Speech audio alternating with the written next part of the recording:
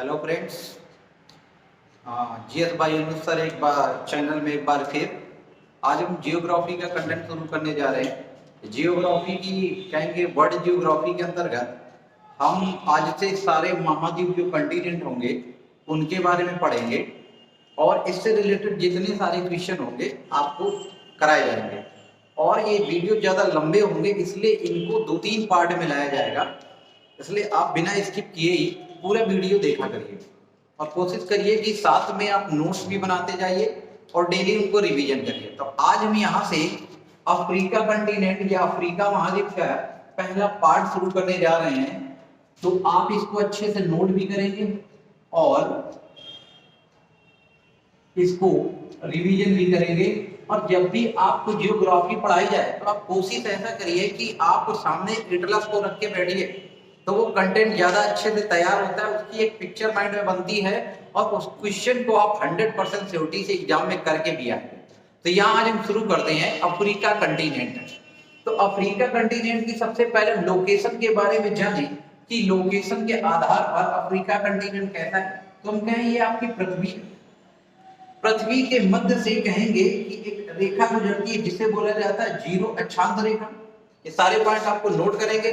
Zero अक्षांश रेखा गुजरती है और कहेंगे 23.5 अक्षांश रेखा आपकी यहाँ पे 23.5 अक्षांश कर्क रेखा गुजर रही है और दक्षिण में एक 23.5 अक्षांश रेखा गुजर रही है जिसे मकर रेखा कहा जाता है और उत्तर से जो गुजरी उसे कर्क रेखा कहा जाता है। यहां तक बात क्लियर हो गई कि हम किसके बारे में जान रहे हैं, अफ्रीका कंटिनेंट के बारे में जानने जा रहे हैं। और अफ्रीका कंटिनेंट का ये पार्ट 1 होगा और इसके 2-3 वीडियो आएंगे अगर पूरी आपको जानकारी चाहिए तो यहाँ पे हमने बताया अफ्रीका को देखें तो ये ग्लोब में इसकी पोजीशन क्या है। तो ग्लोब में इसकी पोजीशन आपको याद रखना है, ये इस तरह का मैप बनाता हुआ है। ये आपका अफ्रीका का ये इस तरह का आपका कंटिनेंट बनाता हुआ महाद्वीप है, इस तरह की इसकी लोकेशन है। अर्थात इससे क्लियर हो रहा है कि अफ्रीका महाद्वीप ऐसा महाद्वीप है जिससे तीनों रेखाएं होकर गुजरती हैं, विषुवत रेखा, कर्क रेखा, मकर रेखा। तो एक क्वेश्चन यहां से बन गया कि कौन सा ऐसा महाद्वीप है जिससे तीनों रेखाएं होकर गुजर रही हैं, तो आप कहेंगे अफ्रीका महाद्वीप। क्लियर दोस्तों। अब इसके हम ग्लोब में इसकी लोकेशन देखें अफ्रीका महाद्वीप में कि कैसा क्या गुजर रहा है, इसके बारे में जाने। तो यहां से आपकी एक रेखा गुजरती है, इस रेखा को नाम दिया जाता है, इस रेखा को नाम दिया गया है, ये आपकी कर्क रेखा है। कर्क रेखा अफ्रीका कंटिनेंट में कौन सी रेखा है, कर्क रेखा। यहां से देखेंगे एक रेखा गुजरती है ऐसे, इसे कहा जाता है जीरो अक्षांश रेखा या कहेंगे इसे अक्षांश रेखा या इसको हम बोल सकते हैं विषुवत रेखा। विषुवत रेखा इसी को हम इंग्लिश में इक्वेटर भी कह सकते हैं। तो यहां से चीज समझ में आ रही है, कर्क रेखा, विषुवत रेखा और यहां नीचे से आपकी एक रेखा और जाएगी, नीचे से यहां एक रेखा गुजरती है, इस रेखा का नाम है 23.5 अक्षांश मकर रेखा। 23.5 अक्षांश मकर रेखा। तो ये 23.5 अक्षांश मकर रेखा है और ये आपकी 23.5 अक्षांश कर्क रेखा है। यहां तक चीज क्लियर हो गई कि अफ्रीका कंटिनेंट एक ऐसा कंटिनेंट है जिससे तीनों रेखाएं होकर गुजर रही हैं। कौन कौन सी, विषुवत रेखा, कर्क रेखा, मकर रेखा। और दोस्तों यहां पर ऊपर जाएंगे, ये आपका क्या कहलाता है, ये आपका यूरोप है। यूरोप में एक देश यहाँ पड़ता है, कहेंगे लंदन। तो लंदन से एक रेखा होकर गुजरती है जीरो, जिसे जीरो देशांतर रेखा कहते हैं। ये जीरो देशांतर को आपको याद रखना है कि दोनों एक दूसरे को काम करती है, जीरो अक्षांश रेखा और जीरो देशांतर रेखा एक दूसरे पर कहां विभाजित करती है, ये भी क्वेश्चन बनता है। तो कहेंगे अफ्रीका कंटिनेंट में जीरो अक्षांश और जीरो देशांतर रेखा एक दूसरे को गिनी की खाड़ी में, ये आप नोट कर लेंगे, क्वेश्चन पूछा भी जा चुका है, गिनी की खाड़ी में करते हैं। या इसको बोल सकते हैं अटलांटिक महासागर में जीरो देशांतर रेखा और जीरो आपके अक्षांश रेखा एक दूसरे को विभाजित करती है। यहां तक बात दोस्तों क्लियर हो गई। तो यहां से तीनों रेखाएं गुजर रही हैं और कहेंगे जीरो देशांतर रेखा, जिसे अंतरराष्ट्रीय समय ज्ञात किया जाता है। वो भी आपकी यहीं से गुजर रही, तो तीनों रेखाएं गुजरती हैं और 0 देशांतर और विषुवत रेखा एक दूसरे को अटलांटिक महासागर में काटती। अब इसके बाद बात करें कि ये आपकी 0 अक्षांश रेखा है, तो 0 के इधर जाएंगे तो ये उत्तर कहलाता है, तो यहाँ एक महासागर है, इसे उत्तरी अटलांटिक महासागर कहा जाता है। उत्तरी अटलांटिक महासागर कहा जाता है, महासागर कहा जाता है। और दक्षिण में आएंगे तो एक यहाँ महासागर दक्षिण में हो जाएगा, तो कौन सा हो जाएगा? दक्षिण अटलांटिक महासागर, अटलांटिक महासागर है। क्लियर दोस्तों? तो विषुवत रेखा के उत्तर में था तो उत्तरी अटलांटिक महासागर हो गया, विषुवत रेखा के दक्षिण में है तो दक्षिणी अटलांटिक महासागर हो गया। यहाँ आएंगे तो यहाँ पूर्व में आएंगे तो यहाँ महासागर हो गया, इसको हिंद महासागर बोला जा रहा है। कौन सा महासागर है? हिंद महासागर। हिंद महासागर यहाँ पे ये देखेंगे, ये पूरा जो क्षेत्र है, ये पूरा क्षेत्र अगर देखें, ये क्षेत्र आपका कौन कहला रहा है? ये जो क्षेत्र है ये आपका भूमध्य महासागर है। आप इसको भी नोट कर लेंगे, ये कौन सा महासागर है? ये आपका भूमध्य महासागर कहला रहा है। मेडिटेरियन थी, भूमध्य सागर है। दोस्तों समझ में आ रहा होगा? भूमध्य सागर की जल बॉडी कौन कौन बना रहा है? ये भूमध्य सागर है। आगे बात करें, ये आपका अरब प्रायद्वीप है। ये क्या है? अरब प्रायद्वीप है, अरब प्रायद्वीप। और ये कहेंगे ये जो सागर है, ये जो सागर है, ये सागर आपका लाल सागर कहलाता है।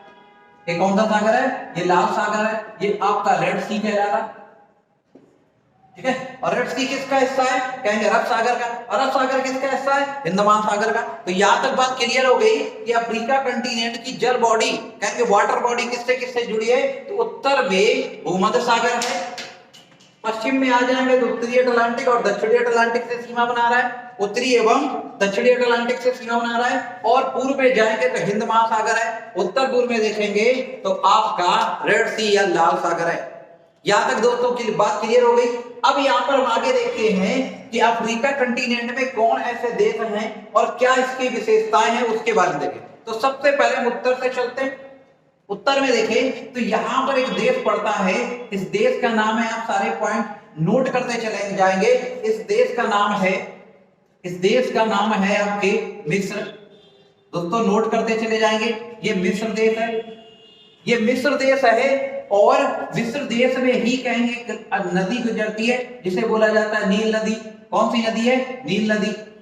नोट करते चले जाएंगे, कौन सी नदी है? नील नदी। और मिस्र के नील नदी के मुहाने पर कहेंगे बेसिन पे ही एक तट पर एक राजधानी इसकी स्थित है जिसका नाम है कायरा।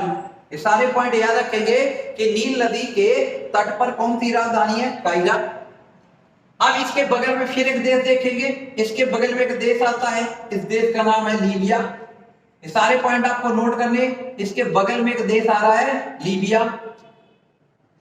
लीबिया की राजधानी है त्रिपोली। आपको नोट करते जाना है कि लीबिया की राजधानी कौन है? तो लीबिया की राजधानी त्रिपोली, त्रिपोली। और इसी के बगल में फिर आ जाएंगे तो फिर एक देश यहां पर आएगा, ऐसे एक देश है, इस देश का नाम है, इस देश का नाम है अल्जीरिया, अल्जीरिया। और अल्जीरिया से ही एक सीमा बनाते हुए एक देश है, इस देश का नाम है ट्यूनीशिया। दोस्तों बात समझ में आ रही है कि यहाँ पर कितने देशों के बारे में बात की? मिस्र, लीबिया, ट्यूनीशिया, अल्जीरिया। ट्यूनीशिया की राजधानी यहाँ पे है, कहेंगे इसकी राजधानी का नाम है ट्यूनिस। राजधानी कौन सी है? ट्यूनिस। और यहाँ अल्जीरिया की राजधानी देखेंगे यहाँ पर स्थित है, इसका नाम है, ये दोस्तों हटा दे रहे हैं, इसकी राजधानी अल्जीयर्स, अल्जीयर्स। ये सारे पॉइंट आपको नोट करने।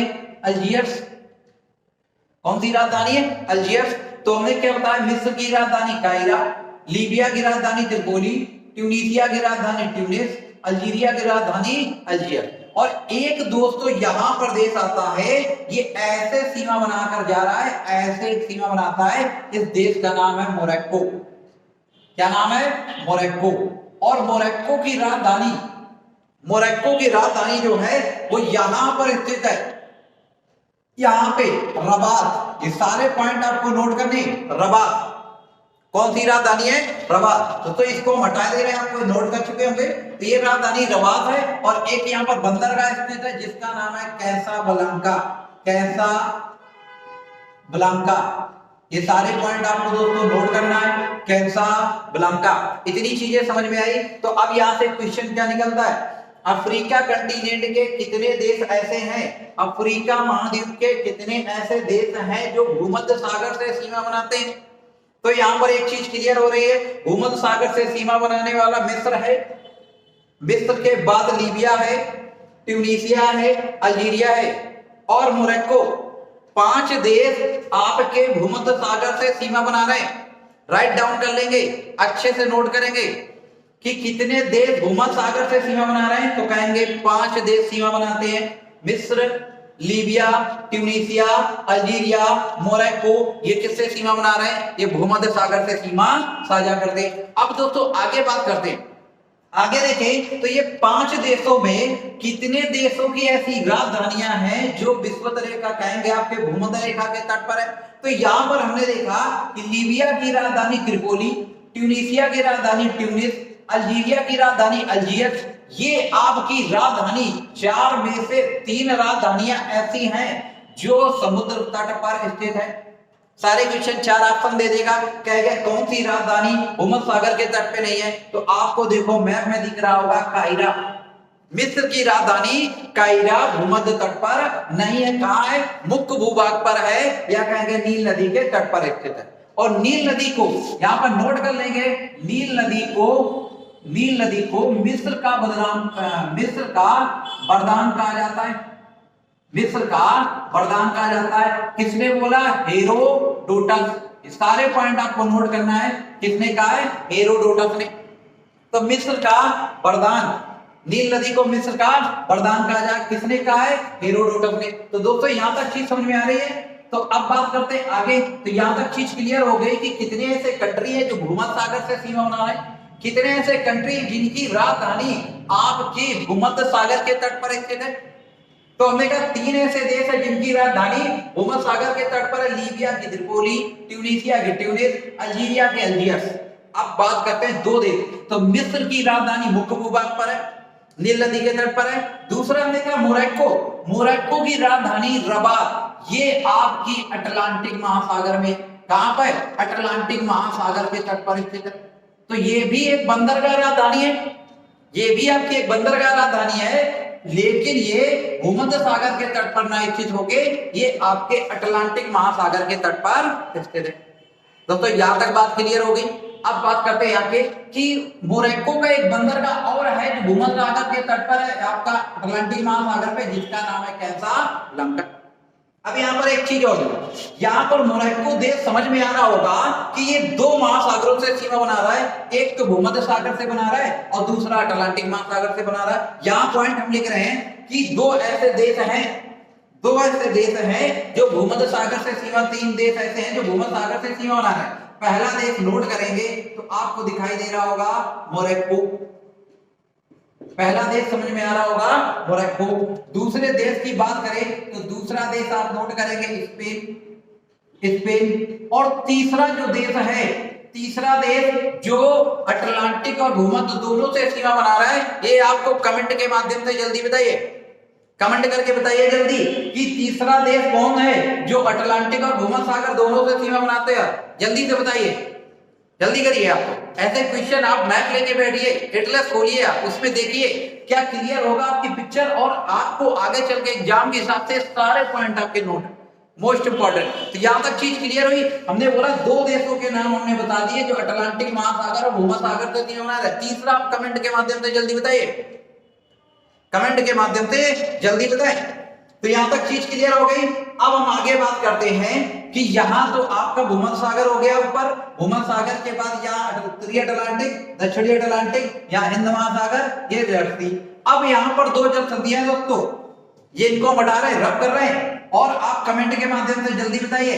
अगर वीडियो अच्छा लग रहा है तो लाइक एंड शेयर करिए और सब्सक्राइब करिए, ज्यादा से ज्यादा शेयर करिए, ज्यादा से ज्यादा शेयर करिए। तो यहाँ पे देखिए हम किसकी बात कर रहे हैं, यहाँ पे हम बात कर रहे हैं कि अब यहाँ पर कौन सी 2 जल संधियां हैं। तो एक आप जल संधि देखेंगे, एक जल संधि यहां निकल के आ रही है, तो ये आपकी एक जल संधि है। इस जल संधि को याद रखना, ये जल संधि कहलाती है जिब्राल्टर जल संधि। यहां पर ऊपर लिख रहे हैं ये कौन सी जल संधि है, तो यहां लिखेंगे जिब्राल्टर, जिब्राल्टर जल संधि, जल संधि। दोस्तों सारे पॉइंट आपको नोट करना है। कौन सी जल संधि है, जिब्राल्टर जल संधि है। अब यहां पर एक क्वेश्चन बनता है कि जल संधि आखिरकार है क्या, तो याद रखना कि जल संधि का मीनिंग होता है, जल संधि का मतलब, यहां पे हम इसको रब कर रहे हैं, जल संधि का मतलब दो स्थल भाग, जहां पे दो स्थल भाग एवं दो जल क्षेत्र जुड़ रहे हो, दो जल क्षेत्र जुड़ रहे हो, वो क्या कहलाता है, जल संधि कहलाती है। आप अच्छे से नोट कर लो, जहां पे दो स्थल एवं दो जल क्षेत्र जुड़े उस क्षेत्र को क्या बोला जाता है, उसे हम वाटर स्टेट या जल संधि के नाम से जानते हैं। तो अब जिब्राल्टर जल संधि की बात करें तो ये जल संधि जो है यहाँ पे अटलांटिक महासागर और यहाँ भूमध्य सागर, तो ये किसको किसको जोड़ रही है, दो जल वाटर बॉडी को, तो कहेंगे अटलांटिक और अटलांटिक महासागर, और किसको जोड़ रही है, तो कहेंगे आपके नीचे कौन आ गया, ये आपका कौन हो गया, भूमध्य सागर। किसको जोड़ दिया, भूमध्य सागर। दोस्तों समझ में आ रहा है कि इसने किसको किसको जोड़ा है, तो ये दो क्षेत्र जोड़ रहा है, अटलांटिक महासागर और भूमध्य सागर। सारे पॉइंट आप नोट करते जाएंगे, राइट डाउन कर लिया। आगे चलते हैं, आप कमेंट के माध्यम से जल्दी बताइए, और वीडियो अच्छा लग रहा है तो प्लीज शेयर करिए और सब्सक्राइब करिए, लाइक करिए। अब यहाँ पे देखते हैं कि जिब्राल्टर जल संधि की बात करें तो जल संधि है ये इतनी मोस्ट इंपॉर्टेंट है, इतना ज्यादा संवेदनशील है कि क्षेत्र की बात करें कि यहाँ पर आपने देखा होगा कि एक देश आपका इधर पड़ता है, इसको आता है पुर्तगाल। कौन सा देश है, पुर्तगाल। आप नोट कर चुके होंगे, इसको हम रब कर रहे हैं, तो ये पुर्तगाल, और पुर्तगाल के आगे जाएंगे तो यहाँ स्पेन देश पड़ता है। कौन सा देश है, स्पेन। दोस्तों सारे पॉइंट आप नोट करते चलेंगे, स्पेन। तो यहां पर देखते हैं कि ये जो क्षेत्र है, ये क्षेत्र यहां पड़ रहा है और दो क्षेत्र यहां है। यहां पे इस क्षेत्र को बोला गया क्योटो, नोट कर लेंगे, क्या बोल रहे हैं, क्योटो। और दूसरे क्षेत्र को क्या बोला जा रहा है, क्या कहेंगे, दूसरे क्षेत्र को मेलाली। क्या बोल रहे हैं, मेलाली। ये दोनों क्षेत्र हैं, ये आपके स्थित मोरक्को में। दोस्तों समझ में आ रहा है, ये स्थित मोरक्को में है, लेकिन मोरक्को का ना होके इस पर किसका कब्जा है, स्पेन का कब्जा है। क्यों, क्योंकि जितने भी उत्तरी अमेरिका दक्षिणी अमेरिका से व्यापार करने आ रहे वो इसी मार्ग का यूज करते थे। इतना ज्यादा संवेदनशील था कि यहाँ कंपटीशन हुआ करता। तो हमने क्या बताया, कब्जा पड़ता मोरक्को में है, कब्जा स्पेन का है। और कहेंगे जो स्पेन में पड़ता है जिसका नाम है जिब्राल्टर। कौन सा स्थान, जिब्राल्टर। ये जिब्राल्टर स्थान आपका स्पेन का ना होके यूके का। बोलो दोस्तों, कमेंट करके बताएं, थंब करके कि आपको इतनी बात समझ में आ गई। आगे बढ़े, अब आगे देखते हैं। तो यहां तक चीज समझ में आ गई कि आपके एक जल संधि है जो अटलांटिक महासागर और भूमध्य सागर को जोड़ रही। कौन सी जल संधि, भूमध्य सागर। और किन दो स्थानों के बीच है, स्पेन और मोरक्को। नोट कर लेंगे किसको किसको जोड़ा, स्पेन और मोरक्को को जोड़ रही। कौन से दो महासागर को, तो सी ऑफ मेडिटेरियन, इधर अटलांटिक महासागर की बात करें। अब आगे बात करें कि ये इतनी बात हो गई। अब यहां पर देखते हैं कि मोरक्को में एक पर्वत श्रृंखला है। इस सारे पॉइंट आप नोट करेंगे। मोरक्को में एक पर्वत श्रृंखला है, ये पर्वत श्रृंखला मोरक्को से चलती है, ऐसे मोरक्को से चलेगी और 3 देशों में है। आपको याद रखना, मोरक्को में जो पर्वत श्रृंखला है वो 3 देशों में, राइट डाउन कर लेंगे। 3 देश कौन आ गए, मोरक्को, मोरक्को के बाद नीचे दूसरा कौन हो गया, अल्जीरिया। दोस्तों नोट कर लेंगे, अल्जीरिया। और तीसरा हो गया ट्यूनीसिया, ट्यूनीसिया। ये 3 देशों में ये पर्वत श्रृंखला है। इसे कार्डिलेरा कहा जाता है। इसे क्या कहा जाता है, कार्डिलेरा कहा जाता है। तो आपको याद रखना, इसका सर्वाधिक क्षेत्रफल, इसका सर्वाधिक क्षेत्रफल कहाँ है, इसका सर्वाधिक भाग कहाँ है, तो कहेंगे मोरक्को में। कितने देशों में, 3। इसको क्या नाम दिया गया, कार्डिलेरा। क्या नाम दिया जाता है, कार्डिलेरा नाम दिया जाता है। दोस्तों कार्डिलेरा क्या होता है, कार्डिलेरा का मतलब होता है कि 3 पर्वत श्रृंखलाएं एक दूसरे से रस्सी नुमा संरचना बनाती हो, गुथी हुई संरचना बनाती है, या 3 समांतर श्रृंखलाएं हो, उनको कार्डिलेरा कहा जाता है। जैसे आप हिमालय की बात करें तो हिमालय में देखेंगे एक बृहद हिमालय, फिर लघु हिमालय, फिर शिवालिक हिमालय। तो 3 पर्वत श्रृंखलाएं ऐसे चलती हैं आपकी, 3 पर्वत श्रृंखला। लगातार ऐसे चले तो इस संरचना को क्या बोला जाता है? इस संरचना को आपके कार्डिनेरा कहा जाता है। और इसका जो निर्माण हुआ है वो अल्पाइन काल में है। और कैसा पर्वत है? तो कहेंगे वलित पर्वत है। वलित पर्वत का मतलब क्या होता है कि जब दोनों तरफ से फोर्स लगता है तो ये भाग ऐसे दबाव के कारण ऐसे शिखरनुमा बन जाता है और वलय पड़ जाते हैं। इस क्षेत्र को बोला जाता है वलय पर्वत कहा जाता है या वलित पर्वत कहेंगे। किस कल्प में हुआ? तो कहेंगे क्या बोल रहा है इसका निर्माण? कहेंगे अल्पाइन कल्प में हुआ। अब आगे बात करते हैं। यहां तक बात क्लियर हो गई कि 3 देश, और इन्हीं 3 देशों को बर्बस देश भी कहा जाता है। ये पेपर में पूछा जाएगा। बर्बस देश, बर्बस कंट्री किसको है? तो कहेंगे अल्जीरिया, ट्यूनीसिया और तीसरा देश मोरक्को। सारे पॉइंट आप नोट करते जाओ और कमेंट के माध्यम से बता दिया करो जो क्वेश्चन पूछा जाए। तो इन तीनों देशों को क्या बोला जा रहा है? इन तीनों देशों को बर्बस कंट्री कहा जाता है। समझ में आ गया? बर्बस देश में कौन कौन आ रहे हैं आप बता देंगे? Morocco, Algeria, Tunisia. दोस्तों आगे चलते हैं। यही मोरक्को में कहेंगे एक चोटी स्थित है, एक चोटी स्थित है। इस चोटी का भी नाम नोट करेंगे। मोरक्को में स्थित है जो एटलस पर्वत की या कहेंगे सबसे ऊंची चोटी है एटलस की। इसका नाम है कहेंगे माउंट टूबकाल। नोट कर लेंगे इसका क्या नाम है? माउंट टूबकाल। तो क्या बताया कि एटलस पर्वत की सबसे ऊंची चोटी कौन सी है? माउंट टूबकाल। बात क्लियर हो गई दोस्तों? यहां पे आगे बात करते हैं। माउंट टूबकाल किसकी है? मोरक्को की है। अब इतनी चीज क्लियर हो गई कि ये किससे सीमा बना रहा है। एक जल संधि बता दी। कौन सी जल संधि? जिब्राल्टर जल संधि। दोबारा से कॉल कर लो, जो भूमध्य सागर और अटलांटिक महासागर को जोड़ रही हो। कौन से 2 स्थान जोड़ रहा है? स्पेन और आपके मोरक्को को जोड़ रही है। अब यहाँ पे आएंगे, पूर्व में आएंगे, एक जल संधि यहाँ पर स्थित है। एक जल संधि, ये जल संधि है। इस जल संधि का नाम है, इसको बोला जाता है बाब अल मांडेन जल संधि। बाब अल मांडेन जल संधि। आप नोट करते जाएंगे दोस्तों। जल संधि, अभी जल संधि का मतलब क्या बताया था? ऐसा क्षेत्र जो 2 स्थल और 2 जल क्षेत्र को जोड़ रहा हो। तो एक जल संधि की बात की जिब्राल्टर, और दूसरी कौन सी हो गई? दूसरी आपकी बाब अल मांडेन। दोस्तों ये नाम थोड़े अजीब लगते हैं तो याद तो करना ही पड़ेगा। अगर कुछ करना है, अगर कुछ करना चाहते हो तो दोस्तों मेहनत करिए। तो यहां तक बात क्लियर हो गई। कौन सी जल संधि है? इस जल संधि का नाम है बाब अल मांडेन जल संधि। दोस्तों आगे बात करते हैं। ये जो बाब अल जल संधि है तो किसको किसको जोड़ रही है? तो हमने कहा ये आपका रेड सी या कहेंगे लाल सागर है। कौन सा सागर है? लाल सागर है। लाल सागर और नीचे देखेंगे ये कौन सा क्षेत्र है? हिंद महासागर, या कहेंगे यहाँ पर हिंद महासागर का हिस्सा ही है कौन सा? अरब सागर। तो अरब सागर मिल जाएगा या हिंद महासागर मिलेगा। तो लाल सागर और अरब सागर को जोड़ने वाली कौन सी जल संधि दोस्तों? तो कहेंगे बाब अल मांडेन जल संधि। इसे क्या बोला जाता है? Gateway of tears. इसको क्या बोलते हैं? इसको हम रब कर रहे हैं, इसको बोला जाता है गेटवे ऑफ टीयर्स। आंसुओं का द्वार। क्या बोल रहे हैं दोस्तों? इसको आंसुओं का द्वार कहा जाता है। यह सारे पॉइंट नोट कर लेंगे कि किस जल संधियों को आंसुओं का द्वार कहा जाता है। तो कहेंगे बाब अल मांडेन जल संधि किसको किसको जोड़ रही है? लाल सागर और भूमध्य सागर को। और किस क्षेत्र को जोड़ रही है? तो कहेंगे दोस्तों यहां पर एक क्षेत्र पड़ेगा, इस क्षेत्र को कहा जाता है यमन। 2 स्थान है, इस क्षेत्र का नाम है यमन, यमन नहीं यमन। और एक क्षेत्र यहां पड़ेगा दोस्तों ऐसे, इस क्षेत्र का नाम है जिबूती। तो कितने क्षेत्र को जोड़ दिया? 2 क्षेत्रों को जोड़ रही है, एक का नाम जिबूती और एक का नाम यमन।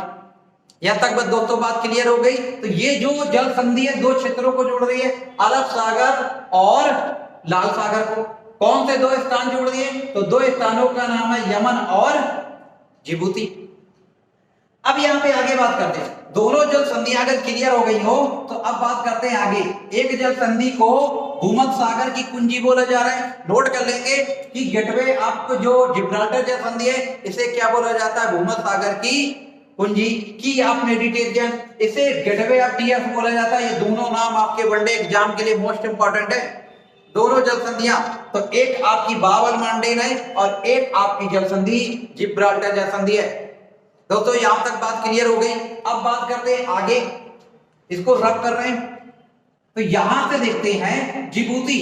अब यहाँ कुछ देशों को देखें तो इसी के नीचे एक देश आता है ऐसे लगा हुआ, यहाँ पर मैप पर मत जाइए, यहाँ पे एग्जैक्ट लोकेशन नहीं बनी, आप समझने की कोशिश करिए, आप एटलस लेके बैठिए, आप देखिए सारे पॉइंट आपके क्लियर होंगे और मैप माइंड में बन जाएगा तो आप कभी नहीं भूलेंगे। तो यार रटने की कोशिश मत करिए, समझने की कोशिश करिए, ज्यादा से ज्यादा प्रैक्टिस कीजिए। तो यहाँ पर कहेंगे मिस्र के नीचे एक देश आया जिसका नाम है सूडान। कौन सा देश है? सूडान।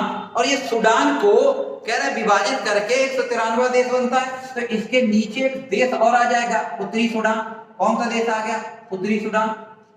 ये सारे पॉइंट आपको नोट कर लेना है, उत्तरी सूडान। और उत्तरी सूडान के बगल में एक देश पड़ता है, इस देश का नाम है इरिट्रिया। ये सारे पॉइंट आप नोट कर लेंगे। ये कौन सा देश है? ये जो क्षेत्र है, इस क्षेत्र को हमने नाम दिया इरिट्रिया। इस देश का क्या नाम? इरिट्रिया। उसके बगल में कौन है? जिबूती। और उसके ऊपर दक्षिणी सूडान और उत्तरी सूडान हो गए। तो दक्षिणी सूडान और उत्तरी सूडान में बात करें तो ये जो आपकी नदी है, जो नील नदी है, ये उत्तरी सूडान के आपके उत्तरी सूडान के खार्तूम में नील नदी के नाम से जानी जाती है। दोस्तों मोस्ट इंपॉर्टेंट कि ये नील नदी कहां पर जानी जाती है? तो कहेंगे उत्तरी सूडान की राजधानी खार्तूम में नील नदी के नाम से जानी जाती है।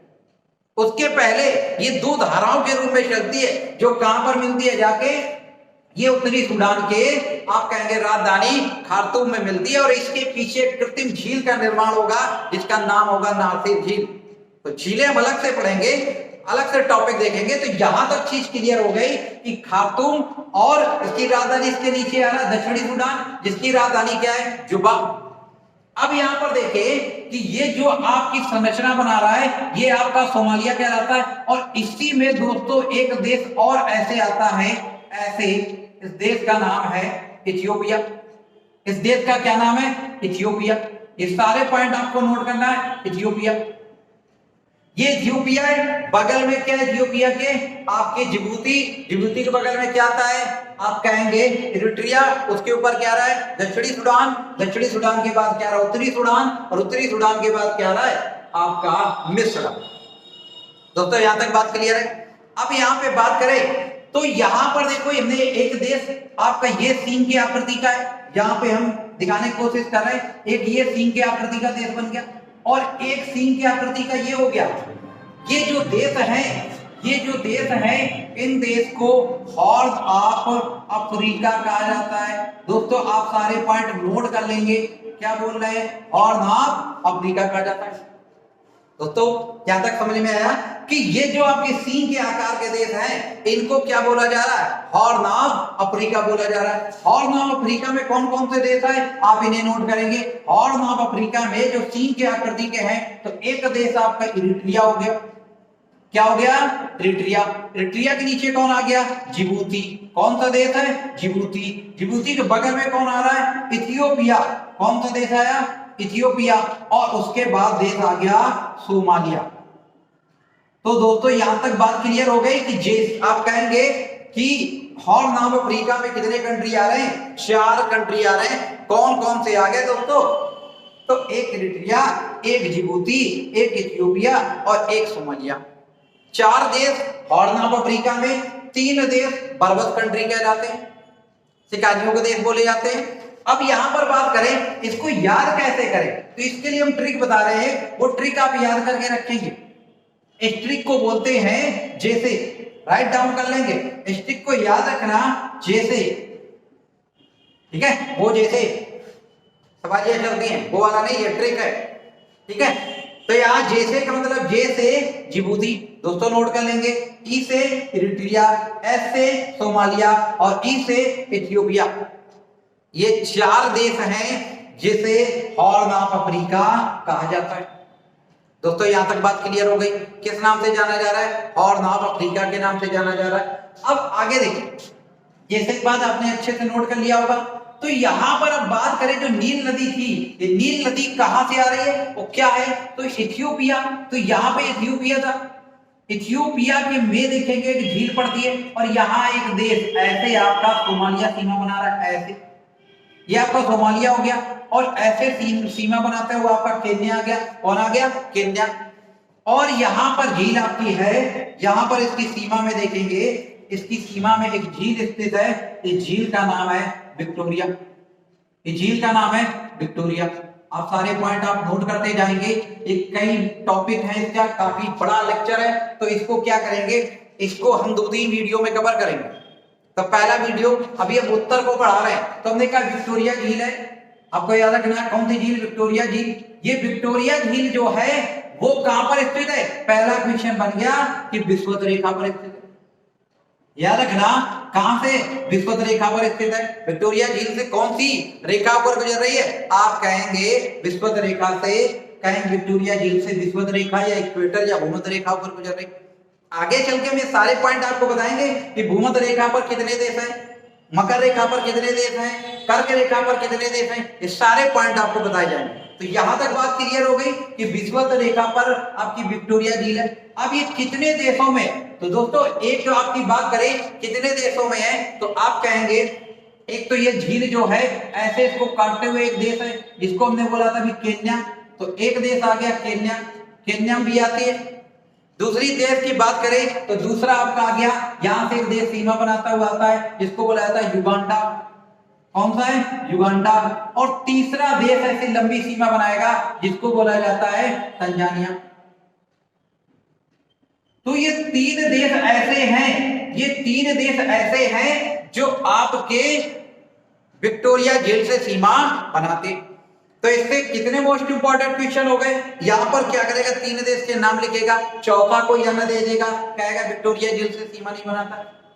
आपको याद रखना है कि केन्या, युगांडा और तंजानिया के अलावा जो तीसरा आ जाए, जो अगला क्वेश्चन जो ऑप्शन होगा वही आपका सही होगा।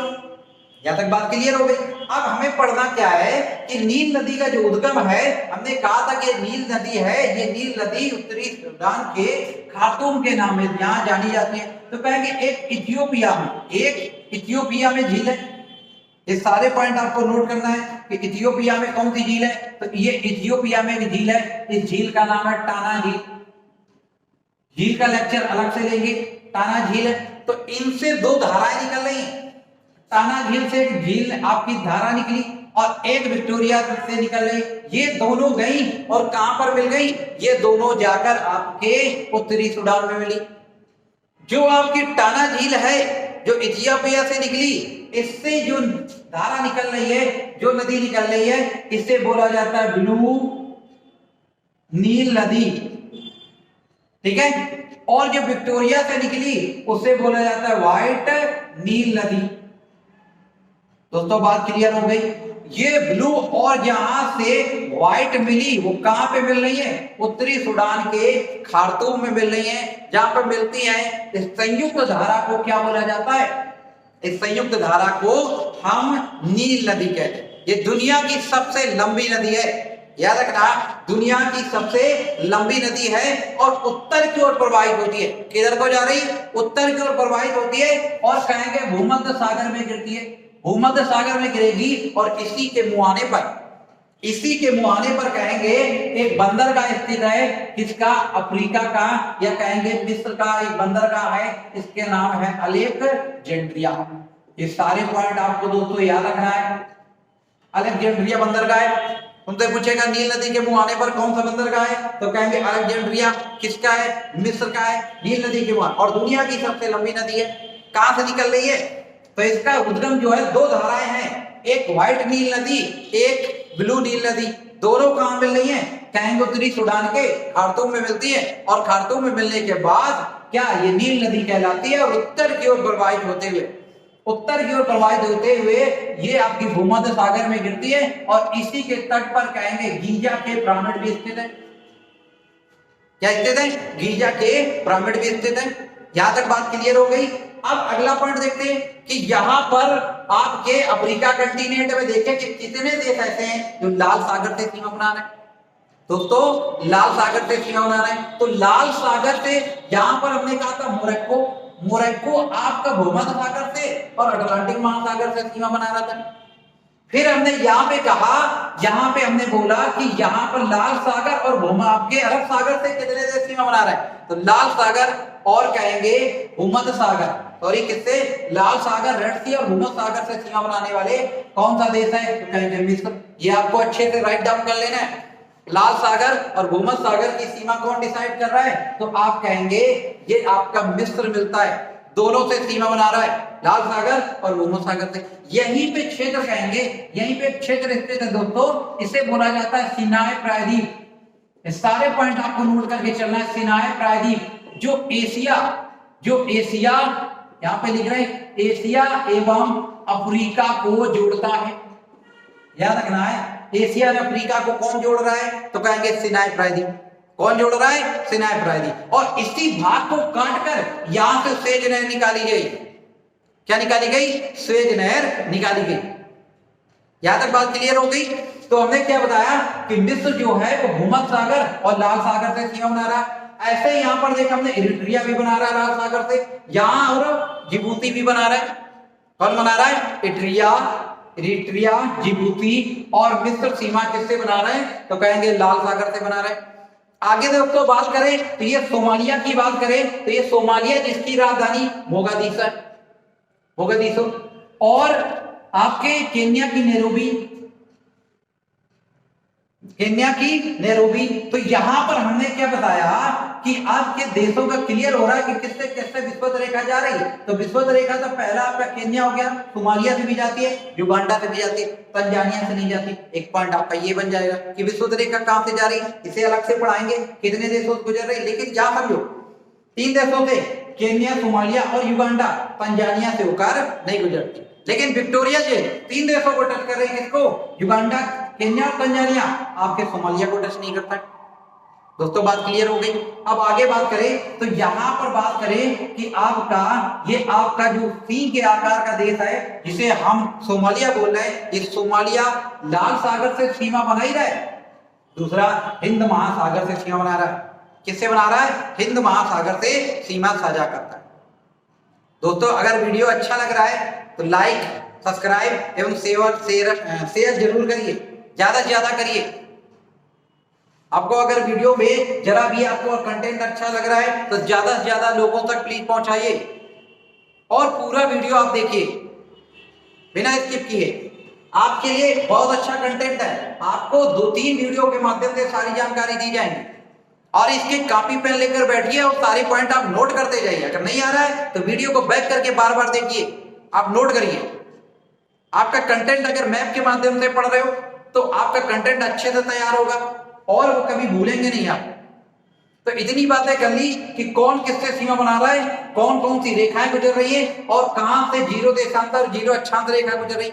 अब अफ्रीका कंटिनेंट की बात करें, कुछ पॉइंट हमने यहां से छोड़ दिए। अफ्रीका कंटिनेंट की बात करें तो ये क्षेत्रफल की दृष्टि से, एरिया के हिसाब से आपको याद रखना है कि दूसरा सेकेंड लार्जेस्ट कंटिनेंट है। आपको याद रखना है एरिया के हिसाब से, क्षेत्रफल के हिसाब से अफ्रीका महाद्वीप दूसरा सबसे बड़ा महाद्वीप है। जनसंख्या से भी कौन सा दूसरा स्थान है।